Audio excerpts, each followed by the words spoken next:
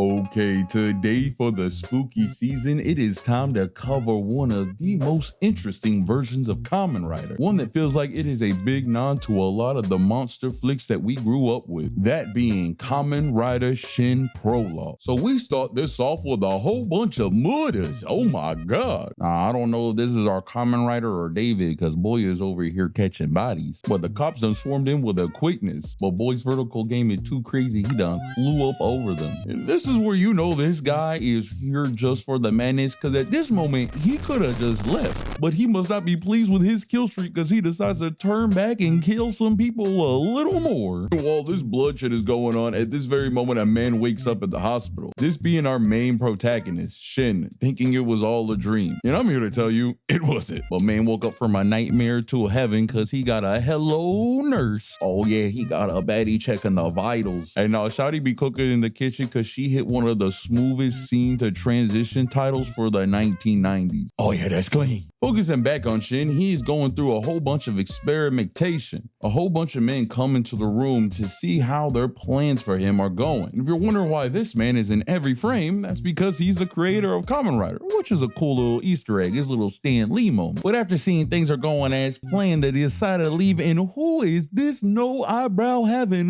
Bro, is that Gara? Is this a look that people actually rock? Like, nah, bro, you could have at least penciled them things in like a chica, you know what I'm saying? Them Hispanic girls be at least giving some Nike check swoops or something. Nah, I don't even need to go look up man's name. I'm gonna give him the same nickname Naruto do his boy. We gonna call him No Brows. Cause man try to act like he a background character, but this boy is suspicious. But going back to Shin, he's chilling with his friends at the gym, talking to his little shawty known as I. You know, bro, we're laying the Mac down on shawty, you know what I'm saying? But a towel boy and came in trying to do defense like my boy, stay on the benches. But Shin got the greatest wingman as he done bounced man out the way. And I love how the movie plays like this super happy, fun time music when you just saw a man push an employee. It hits him with a good game. That aside, Shin starts reading the newspaper and starts having a panic attack. Hearing about what the monster had done, he starts feeling like he had been there himself. And this feeling he had was not going away, so he decided he needed to stalk the scientist that was running experiments on him. And in doing so, he witnesses the doctor wiring himself up, look like he's about to jump into the net like he an edge runner. But once the doctor injected himself, something weird happened. As soon as he did, he got into immense pain, and this pain transferred over to Shin. And bro, Shin was not quiet. The doc instantly locked eyes with him, and they was about to have them a meeting themselves until SEAL Team 6 done dropped in ready to pop somebody. And next thing we know, Shane wakes up to a whole bunch of dead bodies and blood on him. Yeah, bro, I ain't gonna lie, it's gonna be hard to explain this one. But this makes Shane truly think that he is a monster and he must be stopped. So he actually goes and seeks out the doctor again and reconvenes with him in the daytime back at his office and asks him, what's going on with me? What's up with these headaches? So the doctor explains to him he is not a monster. He is actually seeing the visions of the thing that actually killed the people, as the experiments that they have been running on Shin is fusing his DNA with the strongest bug on the planet, that being a grasshopper. Which, hey, I understand they're, you know, doing the whole nod to the Kamen Riders that came before. I'm just saying, if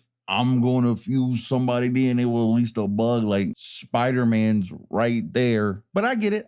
But because they fused him with grasshopper DNA, he got all the strengths of a grasshopper, from their jump height to their speed to their grasshopper telepathy. What? Grasshopper telepathy. Yeah, bro, I ain't never heard of it either. I done had a look online. It was not in the patch notes. I asked Tirzu, he did not know nothing about it. I even watched the anime with the maybe out of touch cockroaches, and the guy infused with grasshopper DNA did not have this power. So I don't know where this came from, but I'm here. But this side effect and ability from the grasshoppers is the reason why our boy Shin is having these visions, as he is seeing through the eyes of the other monster. But Shin, realizing he's a monster just like the thing out there killing people, starts to really go through it and escapes at the gym. And I, being best girl, decides I need to take care of my mans. And what proceeds next, I cannot show y'all on YouTube, as it's pretty much these two skinny dipping and doing the nasty as she try to calm her man down. But for those that want to know, yes, you do see nipple. But good thing he asked the scientist when he did, because that boy got abducted and took away to transport, and on the way there got hit with a bazooka? Okay, I ain't gonna lie, that was pretty cool. And thinking the scientist might be dead, he done hopped out, revealing that he was the monster killing the people the whole time. But Shin seeing the scientist form actually triggers him, and for the first time activates his Kamen Rider transformation. And boy, I'll give y'all a trigger warning right here, cause this is not no Sailor Moon transformation. It ain't even like the other riders. This thing look painful. But for how gross and painful this scene looks, I do have to say I really like this transformation, as I feel like it's a nod to the old horror movies, like the werewolf or the creature of the Black Lagoon, and especially with the practical effects they use, really like The Thing. While all of this is going on, Nobrow showed up, revealing that he is also a mutant himself, even come equipped with some Freddy Krueger fingers. And I ain't gonna lie to you, he was saucing my boy Shin up. Good thing Bazooka Chick was there to help my boy out, or it could have been a quick movie. But after this, Shin escapes and he bumps into Ai once again, and they kind of have like a Shape of Water scene kind of going on here. When Ai freaky self, she wanted to see if he could make anything else hop. Ah ha ha ha. But after this whole ordeal, Shin and I are chilling on a boat and they start having a heart-to-heart. And in back-to-back twist, she done tells my man that she is an agent and proceeds to tell him, Shin, I am working for the organization that is following you. I wasn't supposed to get close, but I fell in love. But I'm in it in the end for you, Shin. Oh, by the way, I'm pregnant. What? Yeah, that little skinny dipping scene from earlier actually was very important, as they weren't wearing clothes, but they weren't wearing protection either. And I ain't talking about safety goggles or a snorkel either, if you know what I mean. We had sex! And if that reveal in and of itself wasn't crazier, the wilder thing is, after she leaves to try to get him help and gets abducted, the evil scientist captures her and tells her that she's in the 3rd trimester already. Bro, it's only been a week. And then they end up even showing us the baby, which I'll say before I show it to you. If you were one of those kids that were afraid of the creature from the unaired Courage the Cowardly Dog episode, please look away now. What the hell is even that? Got a half grasshopper, half human baby. Ugh. And the worst part about this baby, besides looking like this, is that it can use its made-up grasshopper telepathy to talk to its dad while it's still in the womb. Oh, nah, bro, nah.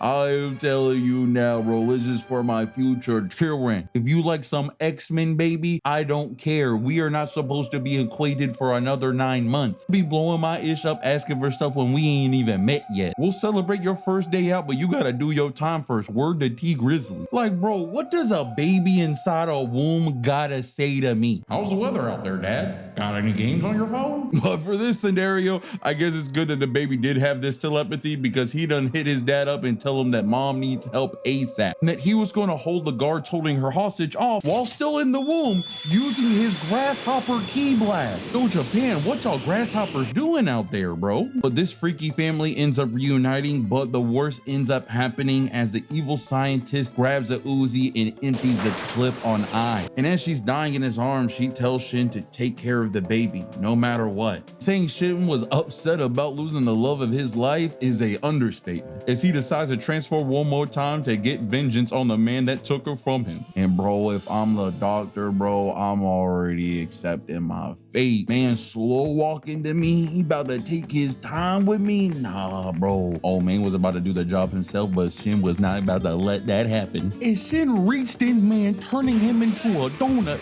lifted him by his rib cage, about to have man puking out his guts. And after Shin was done using man like a puppet and put him in the perfect angle for the camera to start knocking the taste buds out of man's mouth. And bro, the force behind these punches gotta be something fierce, because Shin hits the scientist so hard that when he punched him to go right, he went up instead. Nah, bro, what is a punch packing when it's in you a different direction than where it's heading? Bro, Shin was so pissed he done balled up his fist and started moving it around, not knowing what he wanted to do with it anymore. Like, how am I gonna end this man's whole career? And decided to knock the life out of this man. And from there, our boy got revenge for his love, but we're not over yet, because don't forget about Gara. Nobrow just jumps out the ceiling ready to throw hands with man. Nobrow comes in and goes for the ankles, legit forgot man was a grasshopper. But Nobrow's hit him with the anti-air grab and started spinning him like a lasso, and had Shin face planted straight into the wall. wall. But Shin gets back up and they start sizing each other. Shin try to watch out for the claws and he just bobbing and weaving, man, like he Ippo. Shin realizes man is a little too strong for him, so he done hopped up into the banner. And bro must have the same AI as Mr. X because bro lost aggro immediately. I guess he's gone. Bah! But once Shin was back on the ground, No Brows took this chance to start slicing and dicing my man. And Shin knew if he wanted to win, he needs to end this quickly. And after a shocking revelation, decides to do the Sub-Zero classic fatality on man. It rips bro's head and spine straight from his body. Hey y'all, I just gotta say, I love how they shot this and darkened it up with the glowing spine. It was just dope. But after Shin getting rid of all the threats, had one more problem to deal with as him and his father got kidnapped and the bazooka lady tried to take them both out with the organization, and it's with the bazooka once more. I love that she always has this equipped in her loadout, I'm just saying. But don't worry, Shin still survived and even had Ai in his arms. And for y'all that were worried about that nasty bug baby, it's still okay too, sadly. Talking to his dad while still inside of his dead mom. Yay. I thought this was a fun one-off for the spooky season. If you want to see me talk about more Kamen Riders, I have a whole playlist for you right here. Or if you want to see me talk about more spooky stuff, I got another video for you as well. So check those out and let me know what y'all think down below. Make sure to like and subscribe,